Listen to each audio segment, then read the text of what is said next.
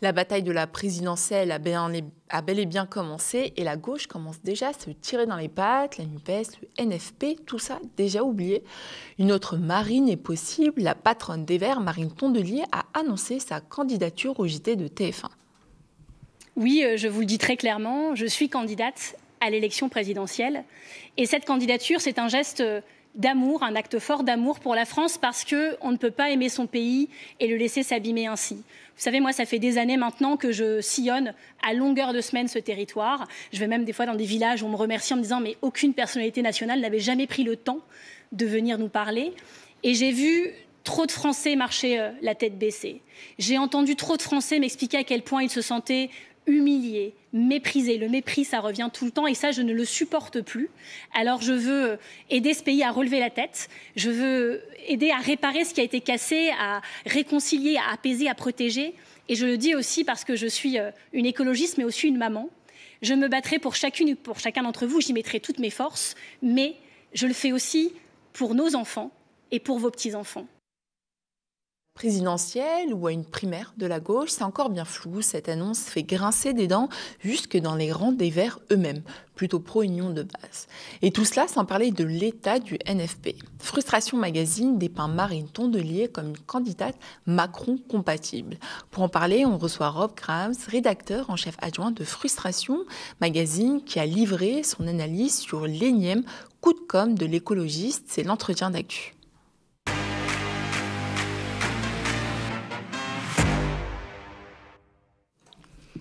Bonsoir Rob Grams. Bonsoir. Merci d'être avec nous. Je rappelle que vous êtes rédacteur en chef adjoint de Frustration Magazine. Vous avez justement écrit un article très critique. Il présente Marine Tondelier comme une candidate Macron compatible, une incarnation d'une écologie bourgeoise, libérale et dépolitisée. Vous la présentez comme incapable de remettre en cause le capitalisme ou de défendre une écologie de rupture. Justement, est-ce que vous pouvez nous en dire plus, parce qu'elle serait selon vous aussi la continuité du macronisme repeint en vert. Et juste avant, on va écouter notre journaliste et consoeur Marion Lopez. Marine Tondelier a fait du trait d'union entre les gauches réformistes et radicales, pour ne pas dire entre LFI et le PS, sa marque de fabrique. Pour y parvenir, elle n'a d'autre choix que de se contorsionner en permanence afin de garder une certaine souplesse technique maximale pour que ses candidats puissent négocier des alliances au gré des contextes locaux, notamment en vue des élections municipales. Résultat, les écologistes deviennent des faiseurs de roi au sein de la gauche, convoités par tous, mais oscillant parfois au prix de leur crédibilité et au détriment de leur propre ligne idéologique. Alors, est-ce que vous aussi, vous pensez justement que les écologistes sont trop peu lisibles idéologiquement pour espérer quoi que ce soit à la prochaine présidentielle ? Je pense qu'en fait, ils sont relativement lisibles idéologiquement. Simplement, je pense que c'est une idéologie libérale qui se cache derrière des mots d'ordre assez flous. Et c'est pour ça qu'il faut essayer de décrypter un peu derrière les anecdotes, les bons mots, quel est le parcours politique de Marine Tondelier, quelles sont ses déclarations et quelle est sa stratégie. Et c'est ça qui nous a fait dire que c'était un macronisme repeint en vert, avec quand même des nuances, bien sûr. On n'est pas au même niveau de dérive raciste, au même niveau de dérive autoritaire. C'est pas quelqu'un qui soutient le génocide en Palestine, etc. Donc il y a quand même des fortes nuances. Quand on dit macronisme repeint en vert, c'est vraiment sur le plan d'une écologie de marché. Et pour ça, on se base sur son parcours, parce que Marine Tondelier, c'était la porte-parole de la campagne de Yannick Jadot. Yannick Jadot qui déclarait tout le monde est pour l'économie de marché. Or, dans la sphère écologiste, non, tout le monde n'est pas pour l'écologie de marché. À vrai dire, la plupart des gens sont contre l'économie de marché, que ce soit dans la sphère intellectuelle ou que ce soit dans la sphère militante. Si on va à Notre-Dame-des-Landes, si on va à Sainte-Soline, si on va à Sivens à l'époque, il y a beaucoup de gens qui sont très critiques de l'économie de marché. Et donc, elle était porte-parole de Yannick Jadot, donc c'est déjà un petit indice. Et ensuite, on a fait un petit peu d'histoire, c'est-à-dire que l'Europe Écologie Les Verts, c'était une des béquilles du hollandisme. Le macronisme est issu du hollandisme. Ensuite, on a vu tout un certain nombre de figures très importantes d'Europe Écologie Les Verts rejoindre la Macronie. Bon, on pense à Daniel Cohn-Bendit, à Nicolas Hulot, à François de Rugy, à Jean-Vincent Placé. Enfin, voilà, c'est pas anecdotique, si vous préférez. C'est pas des mouvements qu'on voit dans d'autres partis. On a vu très peu, on a vu personne du NPA rejoindre la Macronie. Donc bon, tout ça, c'est un petit peu des indices. Elle avait aussi nommé en tant que délégué général du parti en 2022 Augustin Ogier, quelqu'un qui venait du MoDem et qui est reparti au MoDem en quelque sorte, puisqu'en juin 2025, sous Bayrou, il a rejoint le secrétaire général à la planification écologique. Et ensuite, il y a aussi pas mal de certains nombres d'indices qui sont plus de l'ordre stratégique, c'est-à-dire au moment des diverses questionnements sur qui pourrait être le candidat Premier ministre du NFP en 2024, pendant que Macron riait à pleines dents de ses délibérations, en fait, il y avait eu le nom de Laurence Tubiana. Et elle pensait, elle disait qu'il fallait dépasser le NFP, qu'il fallait composer avec les macronistes et la droite, qu'il fallait renoncer au programme du NFP. Donc, cette candidate avait été rejetée par une partie des composantes du NFP, notamment la France Insoumise. Et à ce moment-là, par exemple, Marine Tondelier avait dit que c'était une forme de sexisme contre les femmes engagées. Et elle-même tenait des propos très ambigus sur cette question de la grande coalition. Plus récemment, avec les diverses tergiversations avec le Cornu, en plein milieu d'un mouvement social, Europe Écologie Les Verts, comme d'autres partis de gauche, ont participé à cette fable, comme quoi il y aurait quelque chose à attendre de ces gouvernements, comme quoi il y aurait encore quelque chose à attendre de Macron, ce qui a participé, avec plein d'autres choses, mais à la dévitalisation de ce mouvement social. C'est en ce sens-là qu'on dit ça. Et justement, que révèle en fait cette candidature de Marine Tondelier sur l'état actuel de la gauche écologiste? Alors, tout dépend de ce qu'on appelle la gauche écologiste. Si on parle vraiment du parti Les écologistes, ça témoigne d'une grande division interne parce que il y a beaucoup de critiques en fait internes au sein du parti Les écologistes sur la gestion démocratique de Marine Tondelier. Donc, c'est des critiques qui viennent à la fois de la droite du parti comme de la gauche du parti, hein. Il y avait Karima Delli, Florentin Letissier, le maire de Grenoble, Éric Piolle. Et la plus éminente, je pense, la figure la plus célèbre, c'est Sandrine Rousseau, qui là maintenant va vraiment sur les plateaux télé mener la fronde et qui parle d'un timing catastrophique. Sandrine Rousseau, elle dit que l'heure à la mobilisation générale, bon, je pense qu'elle est aussi dans une perspective électoraliste, parce que je pense qu'elle parle des municipales, mais on peut le prendre dans un autre sens et dire, oui, en fait, la priorité ne devrait pas être les élections. Donc, ce que ça montre du mouvement du parti écologiste comme d'autres partis de gauche, c'est une obsession électorale à un moment de forte mobilisation sociale, bon, qui est en train d'être dévitalisée, mais on est toujours quand même dans la continuité du 10 septembre. Et ces partis-là ne pensent que aux élections, ne pensent que à la présidentielle. Après, pour ce qui est du mouvement écologiste en général, fort heureusement, il ne se limite pas aux écologistes. Et là, par contre, il y a plein de luttes intéressantes qui sont déroulées ces derniers mois et qui sont, je pense, un peu dans une logique très différente. On reviendra justement un peu plus tard sur la déclaration une des déclarations de Sandrine Rousseau. Juste avant, on a aussi l'impression que Marine Tondelier a travaillé un peu son image ces derniers mois, voire dernières années, pour préparer cette annonce. Donc, on écoute Marion Lopez, notre journaliste et consoeur sur le sujet. Elle a soigné son image en l'humanisant, n'hésitant pas à jouer sur la corde émotionnelle. On se souvient de ses larmes en direct sur France Inter au lendemain du premier tour des législatives, par exemple. Marine Tondelier assume une forme d'authenticité, un naturel maîtrisé qui crée une vraie proximité avec ceux qui l'écoutent. Elle a aussi habilement ajusté son registre de langage pour rendre son discours plus accessible, maniant la punchline avec tout autant d'habileté. En façade, l'authenticité, mais en coulisses, une maîtrise chirurgicale de son image. Marine Tondelier a compris que dans la politique, la forme est aussi une arme. Là où un Jean-Luc Mélenchon est un tribun redoutable, mais parfois vu comme trop colérique, ou Faure s'applique à incarner la respectabilité de la gauche, de gouvernement, quitte à devenir complètement transparent, Marine Tondelier préfère, elle, jouer la corde du lien, un ton complice, une image décontractée, rester un peu la bonne copine de tout le monde. Mais cette période de grâce pourrait bien avoir touché à sa fin. Le personnage de Marine Tondelier ne résiste pas très bien à l'épreuve du temps et surtout à l'érosion du NFP. Le trait d'union commence à s'étirer un peu trop entre les deux polarités qui s'éloignent et les écologistes sont contraints d'exister par eux-mêmes. Et en plus de ça, donc, Marine Tondelier a parlé aussi d'organiser une élection primaire à gauche et en même temps, elle prépare une candidature aux élections présidentielles. Est-ce que, selon vous, ça ne donne pas aussi l'impression que la candidate est en préparation, finalement, des élections depuis le début? Moi, personnellement, ça me donne clairement cette impression. Après, je pense qu'ils sont tous en train de préparer cette élection. Je pense d'ailleurs que ce qui fâche aussi au sein au sein du Parti des écologistes, c'est qu'elle les prend un peu de court.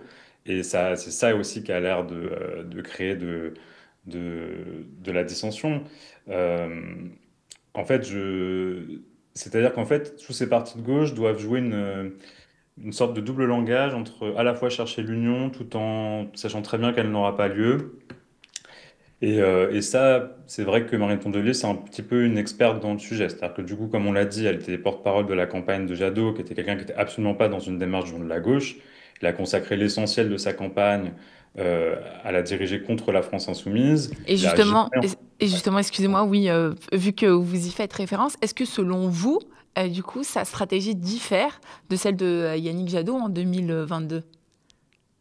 Bah, j'ai pas l'impression. Je pense que ce que tout le monde appelle l'union, c'est l'idée d'être candidat et que tout le monde se range derrière soi. Maintenant, il y a des espaces où ça fait sens et d'autres où ça fait pas sens. L'idée qu'un candidat qui est autour de 22% se rangerait vers quelqu'un dont le potentiel électoral, du fait de sa base sociologique, du fait des dernières élections, est situé entre 2,5 et 6%, ça n'a pas de sens. Elle le sait très bien. Donc, je vois pas pourquoi des causes différentes, je vois pas pourquoi des causes différentes produiraient des effets différents. Enfin, là, mais oui, je pense qu'elle préparait déjà sa campagne, oui. Et on voit que son discours séduit certains médias, alors que ses résultats électoraux restent aussi faibles. Et d'un autre côté, on a, comme vous l'avez dit tout à l'heure, d'autres voix qui s'élèvent, celle de Sandrine Rousseau, députée écologiste et sociale de Paris, qui n'a pas justement mâché ses mots. Elle était sur le plateau de France Info. On l'écoute. Je trouve que ce calendrier est le pire qui puisse être. Voilà, je me suis battue en interne pour que ça ne soit pas ce calendrier.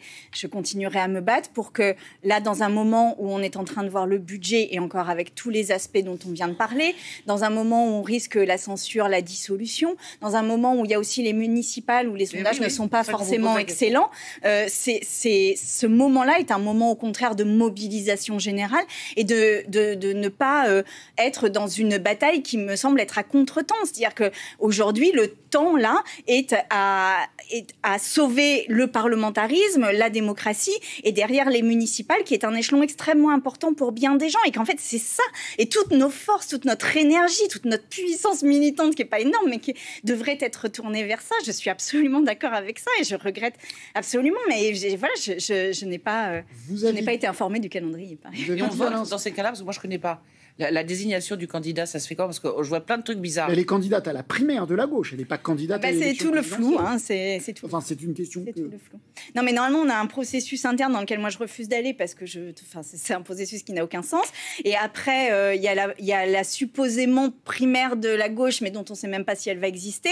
Et c'est pas qu'on manque de candidats à gauche par ailleurs. Donc, en fait, je ne sais pas comment tout cela va se passer.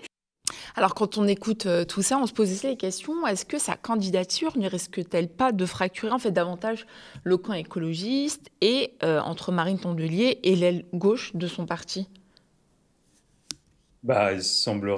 Bon, alors je pense quand même. Il y a clairement des différences hein, au sein d'Europe Écologie Les Verts. Après, ça reste un espace politique où il y a à peu près une entente. Hein. Je crois que c'est aussi vraiment, comme le dit Sandrine Rousseau, des questions de méthode. Hein. C'est là où c'est très critiqué au sein d'Europe Écologie Les Verts. C'est vrai que Sandrine Rousseau est un petit peu l'aile gauche, mais enfin, je pense pas qu'il y ait des différences énormes.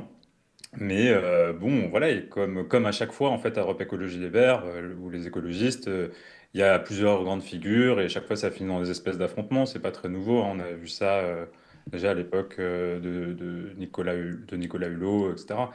Euh, non, mais ce que ça acte, c'est la fin, pour moi en tout cas, c'est la fin de la fable de l'union de la gauche. Or, justement, Marine Tondelier était quelqu'un qui incarnait ça, parce qu'elle était présentée comme telle, elle se présentait comme telle. Mais en fait, c'est très clair quand on regarde, c'est que cette tendance à l'union est variable en fonction du rapport de force et de la situation. Quand les partis des écologistes est très minoritaire du fait du faible score de Yannick Jadot, il y a tout intérêt à faire la nupe et à s'allier avec les insoumis. Quand c'est les européennes, le rapport de force est plus favorable aux écologistes du fait de la sociologie électorale des élections européennes. Et donc là, ils préfèrent partir tout seuls, ce qui n'a pas été un très bon choix parce que le score de Marie Toussaint n'a pas été très élevé. Ils ont fait 5,5, mais je pense que le plan, c'était de refaire ce qu'avait fait Yannick Jadot aux élections européennes précédentes. Une fois que le NFP arrive, c'est-à-dire aux élections législatives 2024, quelques semaines, enfin quelques mois à peine après l'élection européenne, là d'un coup elle est de nouveau unioniste, et quand c'est la présidentielle, là ils considèrent qu'ils n'ont pas intérêt à s'allier, et du coup qu'il faut mieux partir tout seul. Mais ça après, c'est pas que Marine Tondelier, hein. Je pense que Oui. cet unionisme à géométrie variable, en fonction des intérêts de la boutique, malheureusement, c'est le cas de beaucoup de partis de gauche, hein. Et donc pour vous, elle va rassembler au-delà, on va dire, des écologistes institutionnels. J'ai du mal à y croire parce que, en fait, il y avait cette émission très instructive où elle était allée à l'Humanité. Elle était interviewée par plusieurs journalistes, dont la journaliste Loumi, qui l'avait mis un peu face à ses contradictions sur des questions de fond, qui sont le rapport à la lutte des classes, le rapport au capitalisme. Euh, Elle avait été incapable de répondre. Elle avait dit que se poser ces questions, c'était, je cite, hein, désolé pour la vulgarité, se branler la nouille. Alors moi, je pense pas ça du tout. Je pense que c'est des questions structurantes, c'est-à-dire que et c'est des questions très concrètes, c'est pas des questions théoriques. La question de comment on produit les choses, comment on les échange, comment on les consomme, parce que c'est ça le capitalisme, c'est très très concret. Et pas savoir se positionner sur ça veut dire qu'on ne sait pas à quel niveau de confrontation avec le capital elle est prête. En fait, on le sait, ça veut dire à peu près nul. Et de la même manière, la lutte des classes, c'est pas une question abstraite. Ça détermine, par exemple, comment on se positionne sur un mouvement comme les Gilets jaunes, sur la taxe carbone. Donc ça, c'est des questions très concrètes. Et je pense qu'en se positionnant pas sur ces sujets, en pensant qu'ils sont minoritaires, alors que c'est cette gauche-là qui est aujourd'hui minoritaire, elle se coupe en fait de toute possibilité d'une base populaire plus large. Donc non, je pense, je vois pas par quel miracle elle pourrait élargir sa base sociale de cette manière-là, en sachant que son espace politique, qui est donc, on va dire, le centre-gauche, quoi, est très éclaté aujourd'hui. On a donc Gabriel Attal, Mm. on a Glucksmann, enfin, ça commence à faire beaucoup de candidats pour cet espace. D'ailleurs, la primaire de la gauche, bon, qui n'aura pas lieu, mais normalement, elle a plutôt vocation à choisir le candidat de cette petite sphère politique-là. Et pour finir, est-ce que, selon vous, c'est une candidature d'ambition personnelle ou plutôt un projet collectif pour l'écologie politique? C'est un peu dur comme question. Bah, je pense que c'est... Bon, bah, moi, ça m'a l'air d'être... C'est un peu toujours les deux, j'imagine, hein. J'imagine que c'est toujours une ambition personnelle, hein. Ouais. Elle le dit, d'ailleurs, elle a des discours assez bons, mais moi, j'ai pas trop envie de m'attaquer à la personne, hein, plutôt à son projet, mais il se trouve qu'elle a des discours qui sont assez égotiques, hein, comme on a quand même tendance à le souligner pour d'autres candidats. Pourquoi ne pas le faire aussi pour elle, hein? Elle dit qu'elle est acclamée, que l'applauditomètre à l'UMA, c'était le plus vif pour elle. Donc oui, il y a clairement une dimension personnelle. Le projet, bah, comme souvent avec les gens de cet espace politique, il est très peu clair, très flou. Donc ce qu'on peut en déduire, c'est que c'est une écologie d'ajustement. C'est quelqu'un qui, effectivement, je pense, a des convictions écologiques, mais c'est une écologie de composer avec les entreprises, de composer avec le capital. Bref, c'est une écologie qui ne se donne pas les moyens d'avoir une politique écologique réelle. Parce que quand on a une politique écologique réelle, on n'en reste pas en fait à l'écologie. Mm. On le lie avec les luttes décoloniales et on le lie avec les luttes sociales. Merci beaucoup, Rob Graham. Je rappelle que vous êtes rédacteur en chef adjoint chez Frustration Magazine. Merci beaucoup pour ces éléments.